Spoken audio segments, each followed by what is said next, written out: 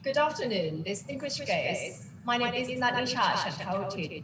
It's my pleasure on behalf of TMA to welcome you to our second ESG event series under the theme of Crisis and Risk Management, Lessons Learned from COVID-19 and Preparation for the Future. First and foremost, before we start, I would like to invite Ms. Wanvira Rashadawong, Chief Executive Officer of Thailand Management Association, to give us an opening remark. สวัสดีค่ะ and good afternoon, everybody. On behalf of TMA, I would like to welcome and thank you for joining us today at the online launch of our new ESG series. Although it's the second activity of our first online program in this series. We may observe that in the past few years, we saw and heard of sustainability, on disruption, resiliency, and also on crisis handling, so on and so forth. Turns out to be a very serious discussion topic lately, and it's fast becoming even more relevant under these circumstances, of the ongoing disruption and the pandemic. No wonder that sustainability has become one very important competitive in mostly all global rankings. Yet TMA witnessed this development and realized that it's about time that this even more seriously. We therefore joined hands with our friends from AW Alloy, call for your attention regarding the matter and such ESGs. I'd like to thank the team from AW Alloy, especially Alex and Brad, for embarking on this worthy journey with us. We're planning for a lot more activities together the year end. I believe it couldn't be more timely as we are now facing perhaps the most difficult time in modern history. Let's do it together. Thank you very much. Thank you, Ms. Wanvira, for your warm welcome speech. Moving right along to the first session of today's event, Beyond Resiliency. It's my pleasure to introduce our first speaker, Mr. Alexander Wood, Chief Executive Officer of AWR Lloyd. Please welcome. Opramaga, thank you, Natnicha. It's really a great pleasure and a great honor to have this opportunity to discuss a subject which is very much at the heart of what AWR Lloyd is all about. Scoring high marks in sustainability on sustainability indices like the DJSI is very much at the top of corporate agendas worldwide. The S&P's corporate sustainability assessment, on which the Dow Jones Sustainability Index or indices are based, scores companies, as I'm sure most of you will know, on their ESG practices, with the top 10% given gold, silver, or bronze class status. Index inclusion and associated accolades of this kind are increasingly linked to critical aspects of corporate finance, including bank lending, capital markets access, and share price performance. Risk and crisis management, which is the focus of our workshop today, has one of the biggest weightings in the governance section of these indices, and so has always been of great interest to ESG points-hungry companies. But I think it goes without saying that when a real and monstrous crisis like COVID-19 hits, attention is drawn to the fact that developing the right approach to crises is not just a matter of box ticking and point scoring. It's really a matter of survival, literally a matter of life or death, both for companies and individuals alike. So while there is no doubt that the points and form-filling approach to ESG provides a useful way for companies to measure performance, there is, I think, also a danger that if this is the only way that the business world thinks about ESG, it unwittingly perpetuates the kind of bureaucratic and mechanistic mindset that I think tends to make companies more fragile and more vulnerable to crises. Let me explain what I mean. Amongst contemporary intellectuals, the most prominent guru on the subject of crises and resiliency is Nassim Nicholas Taleb, or Fat Tony, as he likes to think of himself, for anybody who's read the book. While the Black Swan, and he's written a number of books, but he wrote the book Black Swan in 2007, which focused on the impact of highly improbable events. His book Anti-Fragile, which was published in 2012, groups companies definitively into three categories in terms of the way that they respond to crises: the fragile, the resilient, and the anti-fragile. While fragile companies collapse in the face of major crises, resilient companies just about survive and continue more or less in the same shape that they were in before the crisis. Anti-fragile companies, however, emerge from crises stronger than they were before. In the words of Taleb that you see on the screen here, anti-fragility is beyond resilience. The resilient resists shocks and stays the same. The anti-fragile gets better. In Taleb's analysis, fragility is caused first and foremost by the all-pervasive illusion that the world functions thanks to programmed design. In other words, corporate fragility is caused by a problem of mindset, by the way that we see the world. He labels much of the world's corporate and governmental leadership as the fragilista. The fragilista, he says, mistakes the economy for a washing machine that needs monthly maintenance. And I think it's worth comparing this concern with the basic dictionary definition of sustainability as the ability to be maintained at a certain rate or level, and resilience as the capacity to recover quickly from difficulties. Although the nuances of both words have evolved, I think for corporate leaders in particular, there is still a dull underlying sense that companies are a bit like washing machines that need to be programmed at different settings, and that regular maintenance and repair can ensure that their corporate machines remain resilient and sustainable perhaps for another 10 years or so. Consistent with this mindset, the fragile mindset, is that the management of most large companies is still highly centralized, with a rather linear programmed approach to strategic planning. Employees in this mode of thinking also are considered to be resources, like any other resource, a human resource, cogs in the machine. Management and staff must follow their washing machine manuals and report back on any malfunctions. Neil Ferguson, a British historian and senior fellow at Stanford, has also written extensively about crises, most recently in his book, Doom, published last year. Central to his argument is that disasters, even natural disasters, are rarely just exogenous events. The way that human society is organized either causes, exacerbates, or mitigates the impact of crises. He identifies 5 main areas of human error in the field of crisis preparedness and mitigation, and you can see them here on the screen. A failure to learn from history, a failure of imagination, a tendency to fight the last war or deal with the last crisis, threat underestimation, and of course, procrastination. Neil Ferguson references the so-called Cassandra coefficient.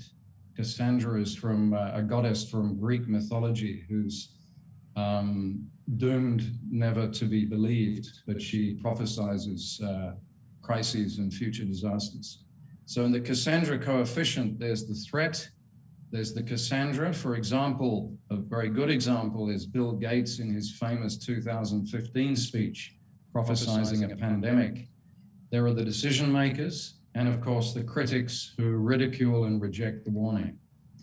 So many have pointed out that COVID-19 is a grey rhino and not a black swan. A grey rhino being a highly probable, high impact, yet neglected threat, a term that was first coined at the World Economic Forum in 2013 by Michel Boucaud. But cognitive bias and a fundamental fear of the unknown normally conspire to prevent the necessary preemptive action to mitigate the impact of grey rhinos and black swans. A disaster may be hard to imagine if it hasn't happened before, or because consensus opinion rules it out, or because its scale defies belief, or because it's simply too weird and unpleasant to consider. Decision makers invariably suffer from a combination of indifference, cowardice, sloth, inadequate information, and what is known as agenda inertia. Some of you may have noticed that dragons feature prominently in AWL Lloyd's branding, and there is a good reason for this. The dragon in the West, where I come from the UK, symbolizes exactly what I'm now talking about, which is the primal fear of the unknown, the fear of uncertainty, of chaos. And there's an excellent book called The Dragon, Fear and Power. And in that book, he concludes at the end that the dragon fundamentally is our fear of the unknown. And our only possible responses to it are either to slay it, to harness its power as our own, or somehow to seek to appease it. Well, in the Eastern tradition, it is very much the second option which is favored. And the dragon, as we all know, in the East tends to be seen as an auspicious symbol of power and protection. In AWL Lloyd's way of thinking, this, I think, points clearly to the wisdom of the East, the wisdom in seeing the unknown, uncertainty, and even chaos as a form of energy which can be harnessed. In the Hindu tradition, for example, this is Shakti, the source of infinite power, which can be destructive or creative. In Kundalini Yoga, some of you may know about, the root chakra is a dark cave with a dragon coiled around a gem of potential self-realization. Few companies dare to enter this cave, and I think few companies know how to tame or harness the dragon's energy. To revert to Taleb, he opens his book on anti-fragility with a proverb: wind extinguishes a candle, but energizes fire. Likewise, with randomness, uncertainty, chaos, you want to try to use them, not hide from them. You want to be the fire and wish for the wind. So that's how he starts the book. So the key to companies becoming anti-fragile is to go down into the cave and wake the dragon up.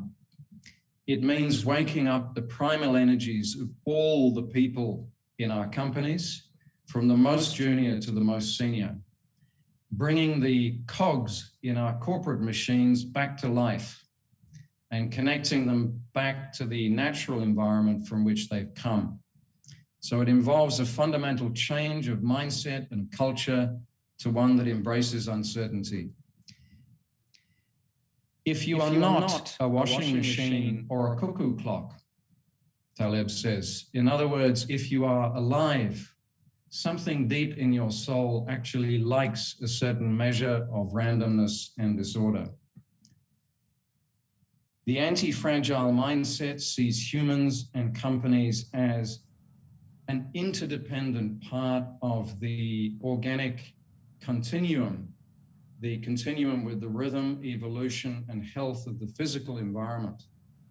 And in a great article on resiliency in the Harvard Business Review last year, the author asserted the need for a fundamentally different model of business, one which rejects the mechanistic idea of capitalism that each company is an economic island to be optimized individually, to one which embraces complexity, uncertainty, and interdependence. And it is corporate interdependence with the natural environment which should be foremost in our minds, especially, I think, the haunting words of Chief Seattle, which are shown here on this slide, in his famous letter to the President of the United States in 1855. This we know, he said, the earth does not belong to man, man belongs to the earth. All things are connected, like the blood which unites one family. This then is how the modern philosophy of sustainability connects to the principles of anti-fragility. In the UN's Brundtland Report in 1987, they defined sustainable development as development which meets the needs of the present without compromising the ability of future generations to meet their own needs. It is at the same time both a profoundly conservative and an intensely radical philosophy.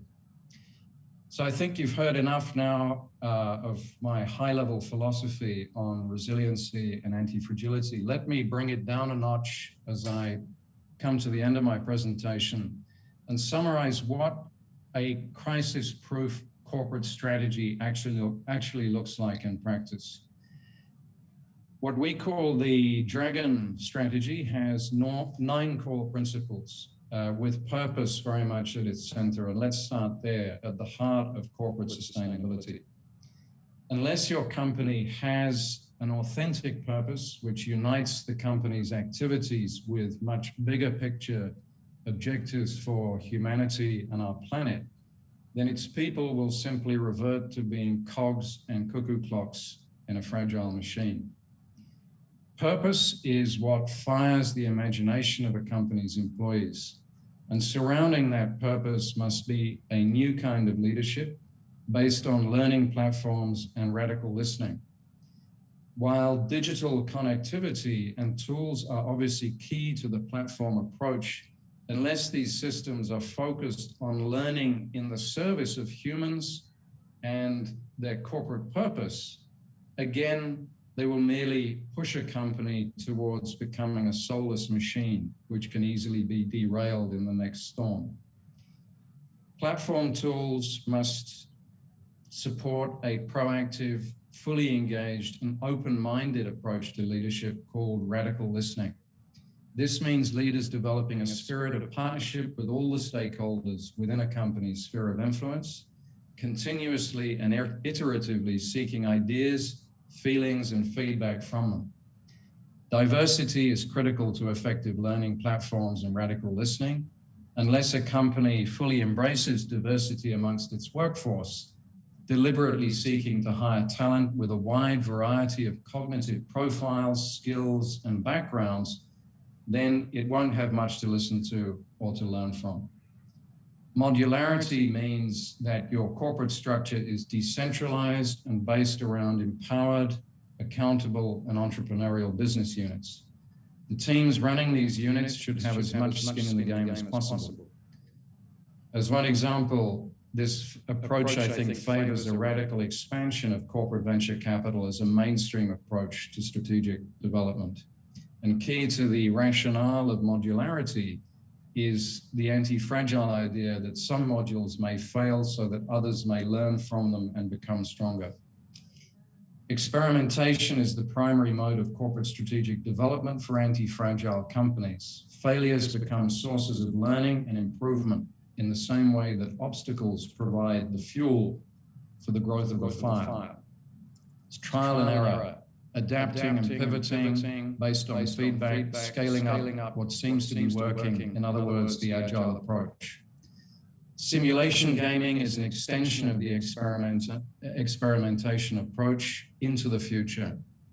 Buffers are deliberate hedge-like investments in duplicate business models, contingency inventory, alternative sources of supply, and additional sources of finance. It's what some refer to as redundancy and slack, but with creative thinking, buffer investments can be more than just slack. And finally, the all-important stakeholder capital. What this means is that a company deliberately, it's the value of the deliberate investment that a company makes in stakeholder relationships. And this too must be based on a common sense of partnership around purpose and the kind of genuine trust that can only be built from authentic human-to-human interaction over time. Stakeholder capital means that in a crisis, your friends will be there for you and you for them. So let me quickly bring this back on my last slide to the TMA and what we as AWR Lloyd and FHI 360 can do to help. AWR Lloyd has just completed its ESG Survey 2021 for the TMA and its members, which we will publish shortly after this meeting. Suffice it to say that risk and crisis management ranks as by far the #1 concern for all TMA members. And this is certainly an area where we in FHI can help. We are an artisanal consulting firm, an anti-fragile boutique, providing customized services to our clients. And I will quote Nassim Taleb for the last time. He says, have you noticed that while corporations sell you junk drinks, artisans sell you cheese and wine? Well, I think it's a good way to describe the kinds of services that we provide. And this slide shows you a list of what we do for our clients, from energy transition and ESG performance through to crisis strategy and project continuity. And it is in this last area where we have partnered since last year with FHI 360 to provide COVID-19 related risk management services to clients across the Indo-Pacific region, from Iraq to Papua New Guinea. And on that note, thank you all for your patience, and over to you, MC and Shruti and Dr. Robert. Thank you very much, Mr. Wood, for a very interesting talk. Now, I'm honored to welcome the experts who will be joining on COVID-19, work and importance of medical expertise. Please welcome our first speaker of this session, Ms. Shruti Kothari, Head of Communications of AWR Lloyd. Please welcome. Thank you, Kananisha, and thank you for having me. I'll be sharing some of the tools and frameworks we've developed through our COVID-19 risk mitigation work over the last year, some of which Alex has mentioned. I hope you can, So just to give you a brief recap on who we are, AWR Lloyd is a specialist advisory firm with over 2 decades of experience building resilience in Asia Pacific. We've completed over 500 assignments, providing strategy consulting, corporate finance and communications, ESG sustainability, and of course, COVID-19 risk mitigation services. We have partnered with FHI 360, an international nonprofit employing 4,000 professionals who team with governments and civil society in over 60 countries to provide life-saving healthcare, create jobs, educate children, and foster social change. Their regional headquarters are here in Bangkok. Since the onset of the pandemic, we have pooled our resources to provide turnkey technical advisory from crisis response to safe return to work across multi-billion-dollar energy and infrastructure projects in the Middle East, as well as across the country of Papua New Guinea in partnership with USAID. Our services include stakeholder management, training programs, communication platforms, and scenario modeling. The unique combination of our business and medical expertise has been critical in enabling us to develop actionable applications of global best practices within national and corporate limitations. As the virus has been rapidly mutating and our knowledge right alongside it, we have been able to continuously integrate the latest medical guidance into our applications. Importantly, we synthesize the interests of all stakeholders, including investors, EPC contractors and subcontractors, workers, and governments into these solutions. Our sectoral and geographic experience have allowed us to identify and tackle context-specific challenges, such as ventilation for underground construction workers, including which masks would realistically be worn in stifling hot conditions underground. I want to take a step back to just recognize the sheer scope of this pandemic that we're all experiencing right now. When we talk about the spread of infection, we are talking in tens and hundreds of millions. The APAC region alone has recorded over 35 million cases, with numbers still steadily rising. New mutations, new accompanying epidemics, like the black fungus epidemic in India. It's true, of course, we also have new medical breakthroughs, new vaccines, but take a look at this map. It shows the share of population fully vaccinated against COVID. It's very low. The reality is we are still very far from the end of this crisis. Let's now zoom in past the numbers to the personal impacts of COVID. The magnitude of stress and grief in illness and disease in families and communities is incomprehensible. I myself have lost 3 relatives in the past 3 weeks, and this is a common story. There is incredible pressure on frontline workers and medical infrastructure, on personal finances, on mental health. Income and gender inequality have worsened. A woman in one of our training programs in Papua New Guinea told me her husband, fearing she had COVID, pushed her out of a moving car. He did not allow her to come back home. We must put these human impacts front and center when building tools and frameworks to address the ongoing pandemic. For businesses, we have developed a COVID-19 management framework split into 2 main steps. The first is continuity basics. Having a war room where senior management can meet regularly to make clear, quick decisions about long and short-term impacts is critical. Of course, these decisions must put health and safety first, and then be calmly communicated and implemented across the company. This is the basis of project continuity. The second component of this framework is to survive and thrive, to actually use the disruptive forces of the pandemic to accelerate corporate transformation. This is the basis of corporate strategic innovation. Our main project continuity tool is our COVID-19 risk matrix. We have developed, adjusted, and readjusted this over our experience over the last year to optimize its efficacy. This tool allows businesses to make data-driven decisions, to implement safety measures that are proportional to the level of risk. The higher the COVID-19 threat, the higher the project vulnerability, the more severe the risk, and so of course the tighter the protocols. But you also don't want to be shutting down your business if you are able to operate safely. So how do we assess these threats and vulnerabilities? Here are some of the components that we weigh out on a case-by-case basis. As you can see, components range from external threats such as community caseload to internal factors like compliance and testing capacity. We build a digital tool which simply requires a project manager or pandemic warden to key in easily available numbers to calculate the risk level 1, 2, or 3. The risk level will then indicate which set of protocols should be implemented across operations. We use 10 distinct comprehensive categories to develop granular protocols for risk levels 1, 2, and 3. Protocols can range from organizational structures to testing and quarantine policies to precisely which sanitizing substances must be used on different surfaces and at what frequency. Last month, we actually surveyed TMA companies to identify which categories were the least well managed across Thai companies. As you can see here, those are employee mental health and the use of digital tools. This is actually in keeping with what we saw in the Middle East and in Papua New Guinea. Mental health considerations are absolutely a critical component of productivity and efficiency. The current atmosphere of uncertainty, loss, fear, and rapid change has incredibly detrimental effects on psychosocial well-being.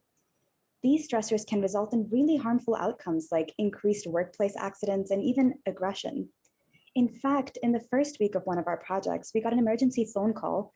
Thousands of workers had rioted overnight. They were frustrated with new restrictions, had received little communication, and they felt they had no other way to be heard. This incident was preventable with strong leadership, strong communication, and mechanisms to help address psychological difficulties. Of course, in some cases, professional support can be the best option in both assessing and treating issues. Depending on the needs identified, however, there are certain mechanisms you can build into your company protocols, such as creating support groups for workers experiencing loss or stress, cultivating healthy routines and habits, Something as simple as a company-wide fitness challenge can engage your team and help them feel cared for and in control. In terms of digital tools, my key message to you is that these don't have to be sophisticated, fancy apps to be effective. Digital tools include simple technology like sending WhatsApp blasts to update your team daily, or a Google form to help monitor compliance or telemedicine options. These can be critical, especially if you have a large workforce. As you can see, Taichana is great for contact tracing and location check-ins. I've put the logo on both those boxes. But there is a lot more scope to leverage technology to streamline your pandemic response protocols. Okay, I hope some of these tools and lessons learned will be helpful to you. I'll sign off here for now. Over to you, Dr. Robert. Thank you very much, Ms. Kotari. And another speaker who will be joining in this session is Dr. Robert McCombs, Technical Advisor of Global Health, Population and Nutrition of FHI 360. Please welcome. Thank you very much, MC, and greetings. I'm very happy to be here with you. And thank you, Alex, for really a great introductory speech, and Shruti as well for leading into it. As MC has said, I'm coming from FHI 360. It's a large international NGO based in North Carolina. We've just celebrated actually our 50th year. And we are present right across all continents, and as been pointed out, well over 4,000 employees, and really in the area of development, health, nutrition, education, etc. And this has been really a great partnership that we have undertaken with AWR Lloyd. So I'm just going to really talk about the collaboration we did in the face of COVID-19. This is a global pandemic, the likes of which has not been seen in the last 100 years or so. And I think what this pandemic has done is exposed marked differences in the national and global responses to public health emergencies. International health regulations were published, several decades ago, and they essentially outline the processes for which organizations should develop and implement effective responses to crises, which may be in public health, it may be just, public health emergencies, maybe, humanitarian disasters. And there are essentially 4 interlinked elements. And I'm glad that Alex was talking about these. He touched them in a much more philosophical way, which I truly appreciate and I really enjoyed. And these elements are interlinked and they ensure a coordinated and a dynamic response to a fluid public health emergency. Obviously, prevention remains key. And that comes with many components to how one can actually effectively prevent a situation from ballooning, but even sometimes even from just developing in the first place. And there are tools we can look at that. And then in terms of prevention, then preparedness, having the systems in place so that when something does really happen, there is an ability to pick up, run quickly, and address and put out that fire. And of course, that is part of that response that then comes through. And there's always the recovery phase that comes after that. And there's a cycle which can actually have several intersections. You may find that maybe the prevention may still be coming in as you're going through recovery, and different cycles might come through that. So I am just going to look just briefly at public-private collaboration in the response and the recovery phases. And just to try and highlight some of the key roles that the public sector has to play and the private sector has to play. Bearing in mind, of course, that the private sector is an all-encompassing term for which can be quite a diverse grouping of organizations, of institutions or approaches to business. But looking at what the public sector role might be in terms of response and recovery phases, really is issues around promoting and encouraging healthy behaviors, mental health that Shruti mentioned just before me, responding to the disasters as they happen to assist communities, nations in the recovery phase, and then to assure the quality and accessibility of health services. I think if there's anything that COVID-19 has shown us in different countries with different resource availability, is that assurance and the accessibility of health services differs markedly within countries and across regions. And we've seen even some of the resources, some of the tools that are there have been really seriously lacking. the role of the private sector, just to try and summarize it, really is to actively contribute or proactively contribute to national and or global efforts. And I think we've seen the collaboration in the response to COVID-19, aligning the corporate communication to workers with national approaches, because obviously workers will probably be more aligned to what is happening in the public sector. So creating that link between these two sectors is really important. And then engaging and supporting community response and recovery efforts. So this is a well-known graphic that was written, developed like 30 odd years ago. They call it the Swiss cheese respiratory pandemic defense system. And here, I think in a nutshell, what it says is there are levels of barriers that one can actually put in place to address a pandemic due to a virus. And the more steps you put in place, the more holes that effectively get covered, because each step is not 100% effective. So if you look from the left, you can look at what might be more the personal responsibilities in terms of the social distancing, staying at home if sick, avoiding crowds, masking up, which kind of masks to use, the hand hygiene, the cough etiquette, avoid touching your face. I've been very careful in this presentation not to touch my face because it's one of those human traits that a lot of us have. So these are some of the personal responsibilities that one can put in place. And then you have where you have shared responsibilities with other institutions, with companies, with governments.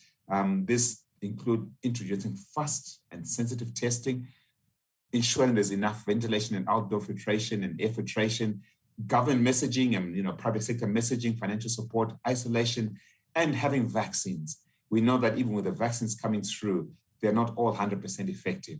But when you throw in these measures together, then you can actually find that when that virus is coming in from the left, by the time it gets to the individual on the right, that chance of actually contracting it or being badly affected really greatly diminishes. So each intervention has got its imperfections, and collaboration between the private and the public sector at each of those is important because there's a true recognition that no single intervention is 100% effective at preventing spread.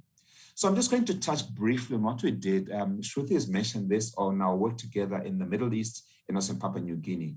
I'll just try and give a bit more details on what we did specifically in the Middle East. We'll look at where we had a super client, which is actually like a government entity or a parastatal or state-owned enterprise that would actually implement national and local guidance and compliance to do with COVID-19. And then we came in support of a primary client that we had who had operations expertise and existing project knowledge. So our role as AWR Lloyd in FHI 360 was to bring in the health expertise and the industry best practice applied to that unique work scenario and settings. And then ourselves as FHI 360, because of our grounding in the health sector, we compiled a technical briefing note, really putting together all the latest evidence from reputable sources. And this is really important because in this pandemic, we've also seen an epidemic of misinformation. And we focus on key messages and the risks and the unique needs and implications for those specific work settings and the scenarios. And then we contributed to the development of the business continuity plan that was developed by the primary client. And then coming on to the right with that BCP was based on the national company and the national and the company guidelines and the analysis conducted by AWR Lloyd, including the matrix that Shruti has just presented, and trying to look at the mitigation responses in 10 areas applicable for each particular area. In Papua New Guinea, our approach was a little bit different. We were now looking at how can actually strengthen the private health sector to contribute to the national effort which the government had put in place and which funders and key stakeholders felt that the private sector would really contribute. So we identified through corporate mapping 20 private sector players who could actually play a key role in the national COVID response. We did an initial field signals report looking at a snapshot of what companies were doing, informed by a desktop review, interviews and questionnaires. And then we also looked at a fewer group of companies, looked at a health risk gap analysis to customize the responses and to what actually they were doing to help them to develop effective recommendations and interventions that they could use to effectively reduce COVID-19 via tailored action plans. And then we also developed a training module, which we conducted online, which was incorporating social and behavior change materials to train trainers from these companies. And then they'll then cascade these trainings down to their employees and to the communities. And these approaches were based on what FHI 36 has developed through years of working in HIV, TB, infectious diseases, mother and child health. So trying to find out the real tools that could actually help supporting the government's new pillar passing national COVID-19 guidance. And then we supported the establishment of a COVID-19 private sector committee. We participated in meetings of the private sector as well as with the government, and we included public health professionals and clinical practitioners. And then from there, we came up with some learning briefs, which actually be available online to analyze some of the lessons learned and what could be shared with the wider international communities. And what we found from this collaboration is that FHI will bring in our institutional capacity and expertise in public health from the different projects across the globe. So it was really interesting. I am based in Pretoria in South Africa. We're getting inputs from our US offices, working together with colleagues in APAC. So it's really good collaboration. And I think because of the long history, it was an authoritative voice that partners could actually listen to and we could actually speak in. We came in with our networks and sharing of experiences from different settings, context-specific inputs to strengthen companies' approaches, and the live participation in the meetings and workshops really helped.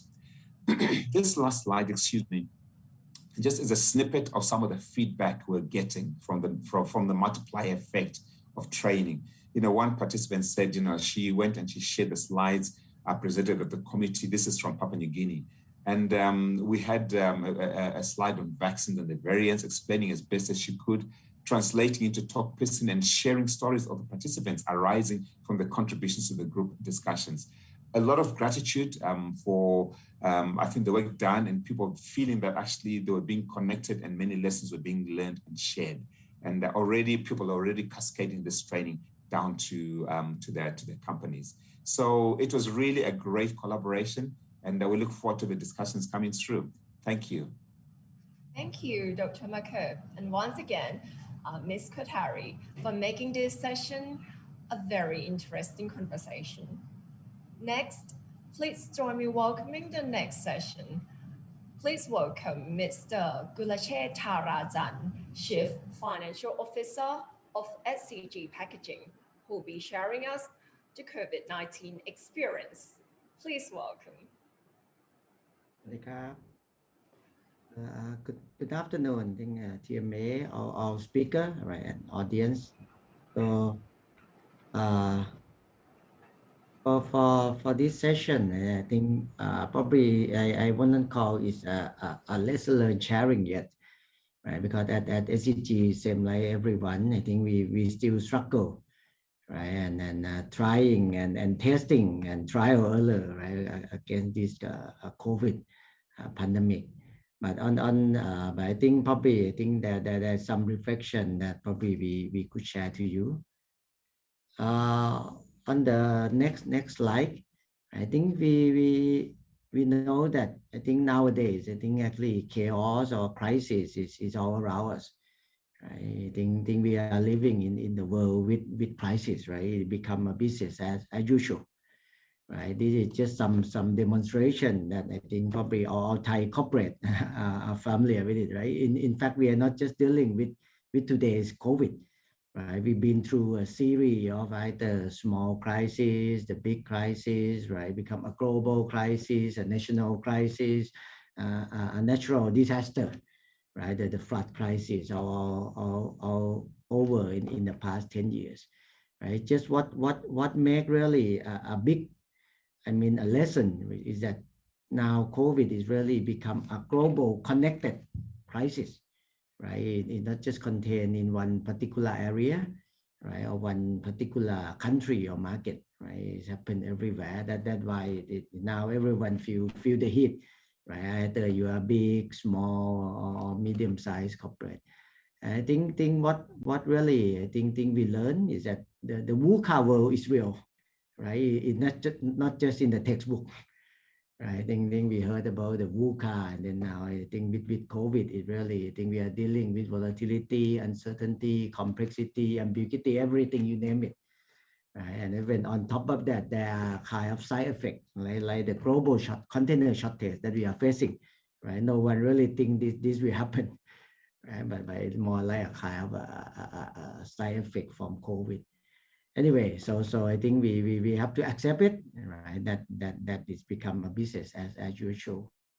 So on next page, right? Probably I said I think we are dealing with the unknown, right? I think now, but if ICT were to do some reflection, I think we could take some lesson learned from the flood in 2011, right? And at that time, I think back then, I think it's the first time that I think established, as you know, well, it's not just an emergency response, right? It's a kind of crisis management procedure, business continuity team.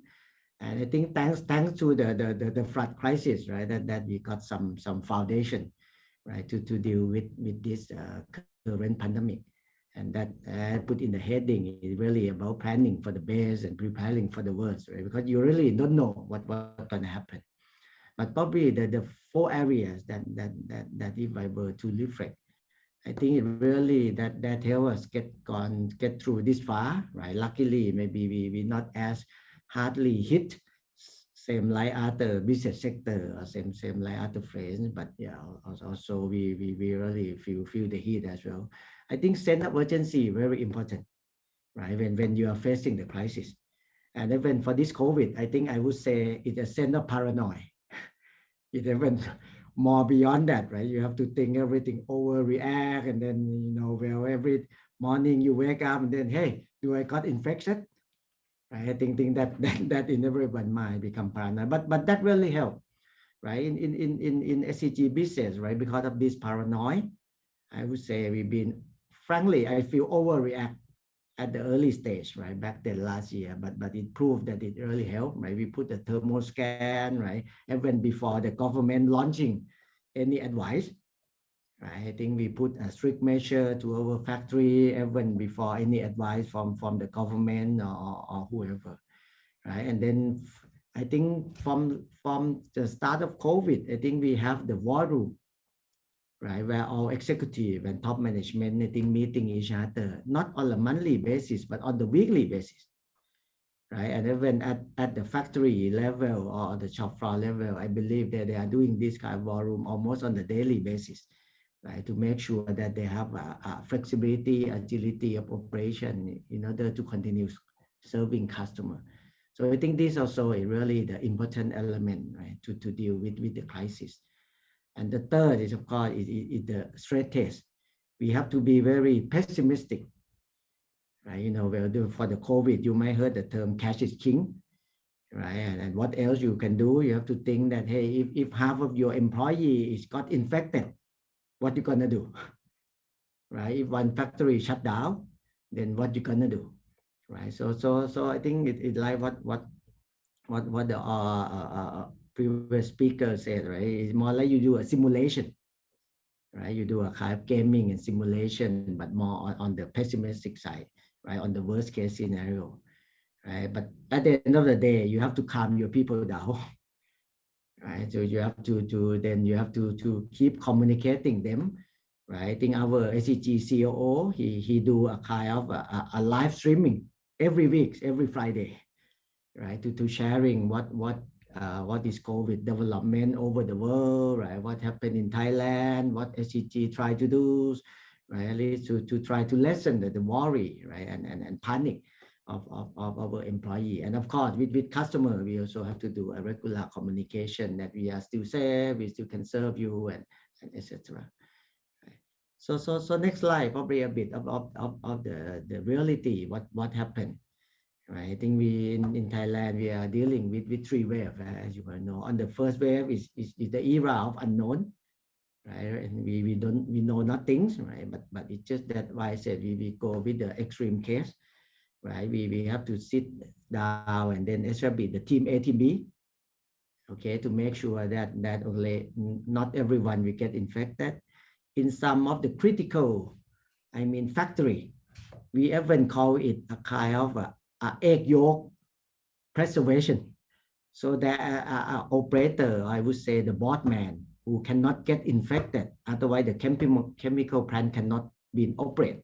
So we call this an egg yolk team. So they have to just go to work and then go back to the hotel that company prepare for them. They cannot go anywhere else. Right? Just to make sure that they are safe and secure, right? Something like that. We even have to have a kind of application where employees check in and self-declare on their health assessment, so on. This is on the first wave. Of course, we've been through that, then become the second wave, right? Where we have like 3 factory, I think locating in Samut Prakan. Sorry, Samut Sakhon, right? Where well it got infected, right? So we use the approach of bubble and seal. Right, we've been proactively, do a swab test of all our 7,000 employees. Right, even started very quick within the first week of the starting of the wave, right? And then we do a kind of random test. I think afterward, right, up to now almost 10,000, right, in that area that been tested. Right? And also we prepare kind of factory quarantine and so many strict procedure and do bubble and seal. Right, that means the people who are work in that Samut Sakhon just stay in Samut Sakhon, don't go to other factory outside the province. Right, so that kind of thing that we try to do. And the recent wave, of course, this is really, now we know what we are dealing with, but we don't know how long. Right, so really it's about the full guard activation, right? Everyone 100% work from home, right? We establish the factory quarantine, we have a COVID dashboard, right? Keep reporting any employee get infected, right? We call it F0, ring F1, F2 circle, that kind of thing to keep monitor. So this really, I would say, is a kind of a business continuity plan, right? And that you might all familiar, but we have to keep it agile, right? Through the war room, through the stress test that I've been mentioning. So on next, probably I put a little bit of a framework for McKinsey that probably some of you are aware of that. I think this is what we use in our crisis management, right? First of all, of course, start with firefighting, right? Make sure we survive first, right? The second step is resilience. I think our speaker already mentioned, do some stress tests, right? Liquidity focus, cut some cost, not necessary, make sure supply chain, I think agility we have, right? Putting digital infrastructure, right? The first time I used Teams and Zoom, right? During this, and now become new normal, right? Or even we have to think that, hey, if now in the current wave, if some of our employees get infected, we don't have spare staff, then we have to start contacting our retired employee and retired operator, whether if they could come back, right, to make sure that the operation resiliency. But of course, now I think we are also have to start thinking about the step 3, right? Okay, what new way of working, right? For ICG hybrid workplace, we become our new normal, right? We won't come back to 100%, I think, work as site. I think that the message from CEO. We also have to start thinking about reimagine, right? As Alex mentioned, how to emerge stronger. Of course, we're still dealing with the crisis, but then you have to always think about forward, right? About how you're dealing with it, what we learn from this, why on some sector, some business, they are survive, why some business, they are suffering, right? And from that, we make it some lesson learned, right? That diversity is a king, right? We have to think about re-engineering the work process. Also, we have to put more budget for the digitization, right? Where that kind of thing. And at the end of the day, it's a reform, right? That you always agility. And I like what Alex said, it's more like anti-fragile, right? When go beyond agility. Right?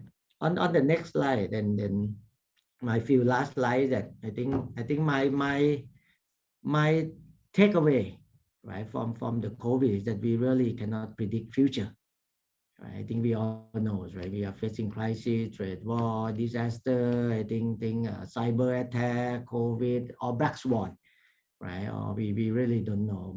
But on the next slide, show you that at least, although we can predict, but we can mitigate it, right? Through the preparedness, right? And that come back to the theory of BCM, right? Business Continuity Management. But I think our corporation, our organization now to take it serious, right, on this. And what SEG learned, and then we have to upgrade our BCM to next level is we call it an early warning system.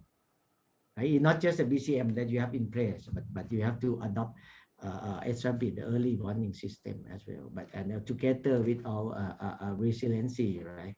In terms of financial, right? We no longer over leverage, right? You have to have some saving. Operational wise, you may have to prepare to reallocate your order from one factory to other factory. Right? And in terms of technology, you have to be serious and commit on digital tools. Right? In terms of organization, probably not just about lean, right? You have to think about flexible hiring, right? About the team A, team B, that kind of concept.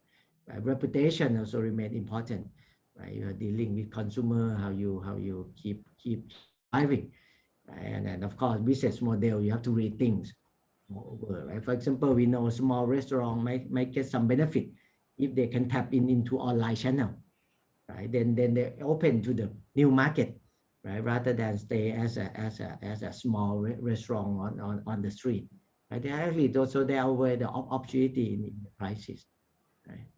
So my last page, right? That living with you, yes, I think this crisis, what it teaches that we cannot survive alone, right? We need to work together and leave no one behind.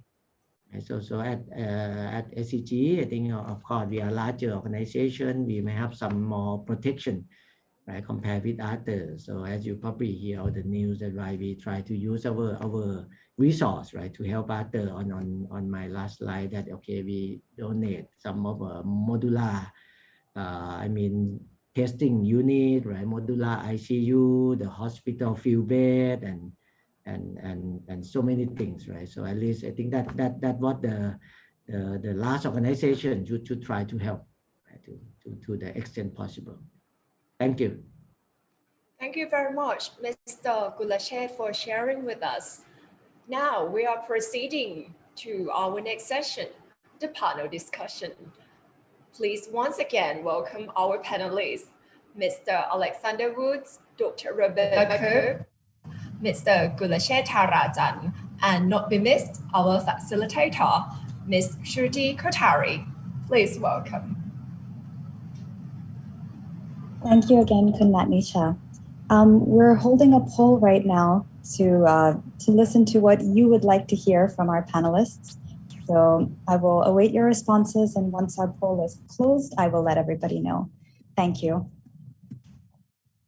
Actually, this is an interesting question, right? Probably it's also a difficult question in a way, right? That it need a lot of reimagination, right? But I think personally, for me, I think we see that I think COVID really changed the consumer behavior.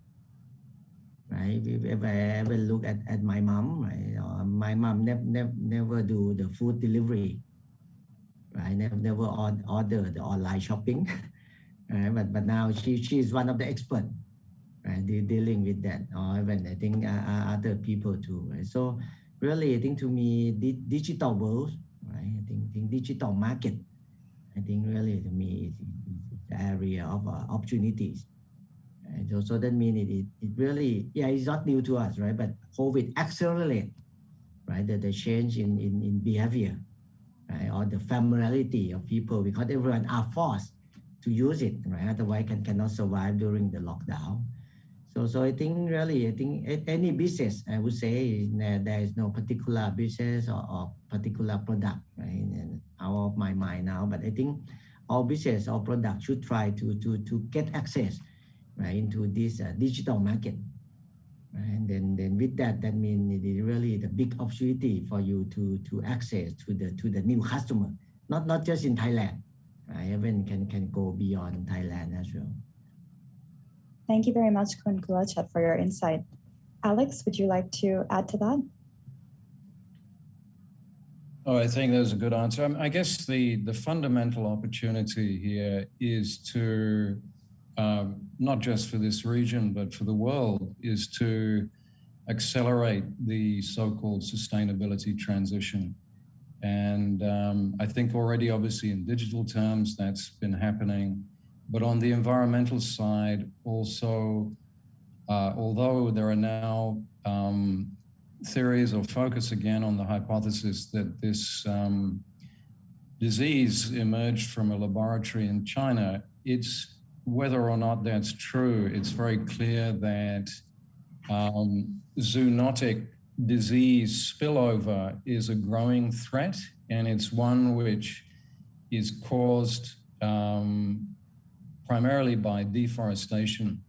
So that's a related problem, but there's also an opportunity there, and it's one that we're advising a lot of clients on at the moment, which is the whole idea of natural capital solutions. So I think most people think of investing in conservation as a cost. Certainly it's a great hedge, but investing in conservation projects in Indonesia, for example, can actually be a very profitable business by generating carbon credits and developing related sustainability businesses. So that's just one example where a challenge is generating an interesting opportunity. Thank you for that, Alex. Perhaps we'll move on to the next question now. Are there examples of companies that either managed extremely well or poorly? And what was the driving factor in company management or mismanagement of the crisis? Perhaps Dr. Robert, I'll shoot that one over to you first. Thank you, Shruti, and also thank you for not posing the economic question to me. I would have only served to amuse the audience. But yes, I think you did mention actually that there was a company in the Middle East that was faced with actually a riot amongst their workers. And part of that, I think, was because there's always a balance between protecting lives and protecting their livelihoods. And I guess in terms of the extremely hard lockdown, it was implemented without particularly communicating well with their workers, and not having communicated well some of the reasons why some of these measures were necessary. And I think what was particularly important in this context was actually a lot of the workers were actually migrants from outside the country. And so even engaging and communicating so that people are fully informed of the reason why some of these measures are necessary. That always, is conducive to people really feeling that actually have a say in what's being done. But I think you also mentioned a very key point, and we've seen this in many parts around the world, that mental health really becomes a key issue. I think we've all been we all feel this weight of just this COVID pandemic upon us, what it means for families, our jobs, our careers, all those kind of things. And for people then who are basically constrained in one setting, it was almost like a powder keg, just waiting for a bit of tinder to set it off. So I think one of the key things there really is then, I think in that respect, that company maybe did not respond quite as well as they could have. I think maybe in hindsight, better communication, trying to also avail some support to the workforce might have alleviated some of the tension, which ended up actually having to become another mini crisis within a bigger crisis. And then they had to also address that in terms of coming up with their solutions. Thank you. Thank you, Dr. Robert. Kunkulchat or Alex, would you like to add to that? Maybe I'll just comment on that particular case study. I mean, I think that a lot of construction projects around the world have thousands of migrant workers who tend to live in dormitories. They live in very cramped conditions. And, in that particular case, I think there were maybe 4,000 or 5,000 workers living in dormitories, and they were really being treated like prisoners. And I think the spark that really triggered that riot was actually that they didn't have internet access. And there were many other factors which were making those workers feel very stressed. But for some reason, the company in question had not sorted out proper internet access. So they just felt totally isolated. But I think the question is also, what about companies which have done particularly well? And by the sounds of things, the SCG group has managed the crisis very well, and maybe Kun Kulacek he has already said quite a lot about that. I think if you look around the world, there are a lot of analyses. In the US, Verizon appears to have done very well, the US telecoms company. Apparently 90% of their workforce transitioned to working from home within 10 days. Their leadership apparently does videos for all employees every day at midday. And they've resorted to pick up only and that kind of thing. So that's an example from the US that I've read about. And certainly one or two of our clients, I think, have managed the crisis well and have not only made their CSR programs available for COVID-19 response, but they've actually looked to synergize between research and development, so testing new innovative technologies around providing services to hospitals, for example. So, for example, Bamboo with their e-mobility schemes that they're developing, they've made those available to hospitals. And I think that's quite a good way for them to expand and test that business. It's a couple of examples. Thank you, Alex. And thank you, Dr. Robert. Okay, we shall move straight on to the next question. How would you describe Thailand's current status in terms of COVID? And what are our greatest vulnerabilities? That is a tricky one, so Kun Kulachet, I choose you to start. I'm living in Thailand, so, well, I think, yeah, in fact, if you look in terms of numbers, right, I know people are worried about the current wave, right? But if you use fact and data, right, and compare with many countries in the world, yeah, we have to admit that the degree of infection, right, the impact of COVID, we are still also better, right, than many other countries. I think that probably on the good side of it. But of course, I think because of probably the approach that we try to use, right, in order to try to cope against the COVID, right, it needs to evolve over time, right. And to me, I think the learning is, as I said, we are dealing with unknown. So actually, it's about the speed, right, speed of the countermeasure. And that I think in each wave, I think not just government, right, or the corporate, or even the citizen who need to support each other to act very fast, right, to try to prevent the unexpected outcome. Probably I let the expert, right, who are maybe Dr. Robert, who can address this question. But Thank you, Kun Kulachet. Dr. Rob or Alex, if you'd like to talk about Thailand's greatest vulnerabilities and Thailand's current COVID status. Right. Thank you. Oops, am I unmuted? Yes, I'm unmuted, yes. Thank you. Obviously, I do not have in-depth knowledge of what is happening in Thailand, but I think, public available data show that the country is, undergoing a third wave. And maybe what I could just say in general, which we've seen in other settings, is that the vulnerabilities specific to many countries are, I guess, to do primarily with the fairly unpredictable nature of this pandemic. I think one thing has come out is that a country that is maybe in the early phases has either been really, lauded as being, at the forefront, doing all the things right. Then you find that maybe a few weeks later, a few months later, or a year later, things just turn for the worse. Despite, measures which might have been, really, circulated around the world and held up as exemplary cases. I think if there's anything that has exposed many countries to being vulnerable to COVID-19, is that this pandemic is fairly unlike many other pandemics that we have seen. Of course, we know the variants happen, but that is a normal process of any virus that is causing a pandemic. And, despite even the rapidity of the response in terms of identifying the virus, finding modalities to try and, reduce the diseases that is caused them. And also, of course, the amazing progress made towards finding effective vaccines.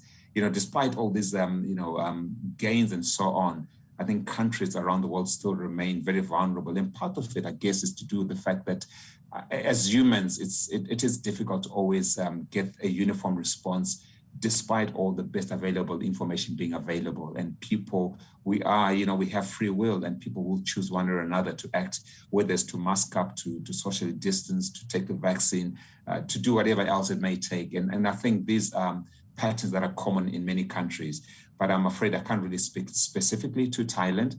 But it's just maybe some of these may also resonate with the audience. Said these are maybe some of them that can actually increase the vulnerability of the country to COVID-19. I think what is clear is that this pandemic is not going away anytime soon. And I think maybe that's, in itself, just the unpredictability and the length of this pandemic is just going to probably come up with one or two surprises for us along the way. But the good thing is, I think whatever surprises have been thrown to us, people have really, the world has really tried to gather around and to address them. Thanks. Thank you, Dr. Robert. I think actually all of those points are quite relevant to where we are right now. So thank you for that. Alex, would you like to add to that? No, I think that there's obviously a very real vulnerability over the next month or two. The vaccine rollout in Thailand has been a little bit slow, but I think is making progress now. I would hope that within the next 2 months, a large percentage of the Thai population will get vaccinated. But until that point, there is clearly a vulnerability from a physical health perspective and from the perspective of catching this virus. There's also obviously the economic vulnerability, which we've not discussed. But I think that what this virus has done is it has smashed to pieces a whole tier of the global economy, but particularly in Thailand, of small, medium-sized, but also micro enterprises. And particularly in the hospitality sector in Thailand, where there's a very large number of micro and small companies. And if you go to the resorts in Thailand at the moment, you see 50 to 80% of those small companies basically shut down. A lot of them are ghost towns. And that's a real worry, because the health of any economy, in my view, is very dependent on the enterprise and innovation of smaller companies. And so I think that the longer this crisis goes on and the longer that tier of the economy remains damaged and essentially switched off, then economically, Thailand is more vulnerable. And so I think that in proportionate terms, the government worldwide has become more dominant in all economies, but also large companies. And I think those stronger components of economies should now do what they can to help stimulate SMEs, for example, through corporate venture capital programs. So just one perspective. There are obviously many, many answers to this question. Thank you. Thank you to all three of you. I will ask you one last question and then we'll switch to Q&A. So for this last question, in the interest of time, I will ask you each for maybe 2 to 3 insights.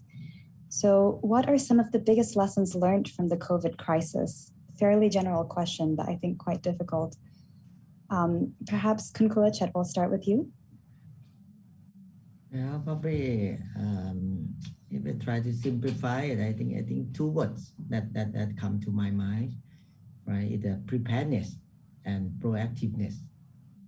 Okay, but of course the degree of preparedness and proactiveness could vary, right? I think I see that the preparedness, that means I think it depends. You see some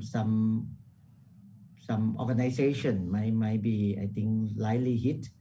Some organization is heavily hit, right? That come back to, okay, the one that probably have more of the cash reserve could survive longer, right? Some that running tight on cash, right? Do even during the before COVID can easily, I think fall down, right? Or that mean the one that less diversified, right? For example, in case of hotel and resorts, you see, right? The one that are just depend on international tourism, right? Immediately their revenue turn to zero, right? Post the lockdown. Compare with the hotel that actually have more diversified customer base, right? So all of this, to me, the lesson learned mean that it come back to the preparedness, right? That how you prepare your business model, your revenue models, right? Your customer base, right? To cope with any hiccup. Put that way, right? Or when I don't really touch about pandemic, right? But any crisis will hurt your revenues, right? So then again, I think everyone have to rethink about this term, the preparedness. The second is the proactiveness, right? Which of course I think how proactive we have to, right? So it depends, right? And in case of COVID, it's really about unpredictability. Right, so sometimes, okay, you might predict something, you can be proactive with quite a solid plan, but really I think in COVID you can have solid plan because the plan you write today probably not gonna valid tomorrow. And so again, talk about agility or something, and the word that I use during my session, that I use the word overreact, so that a kind of proactiveness also. Right, but you just do everything, just overreact things, right?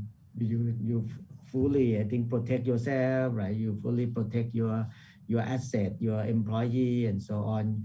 Like I talk with my friend in the service business, right? When telling about this, and that we do war room, we do stress test. They said, hey, they do some kind of this also, and I asked them, what kind of stress test you mean?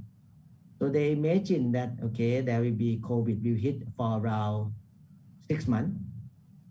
And then everything. I said that I don't call stress test. It's not worse enough, right? In SCG, when we do this stress test, we said in 2 years. So what you gonna happen? So if 6 months, it's more just like scenario planning. Right? So really, I think come back to the proactiveness, that this is really the lesson learned, that as I said, you plan for the best and then you have to prepare for the worst. Thank you so much. I think that's some really excellent advice. So that's proactiveness and preparedness. Thank you, Kunkuwachet. Dr. Robert? Yes, thank you. Just 3 points I'd like to make. One is around, I think one of the biggest lessons is just what things have made the problem worse. And I think we've touched a bit on this.